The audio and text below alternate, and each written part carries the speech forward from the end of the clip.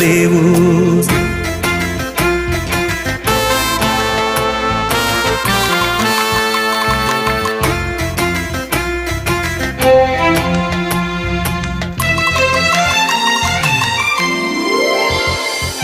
ഭാരങ്ങളേശുവിൻ്റെ കയ്യിലേകുവാൻ, രോഗങ്ങളേശുവിൻ്റെ മുന്നിൽ വയ്ക്കുവാൻ.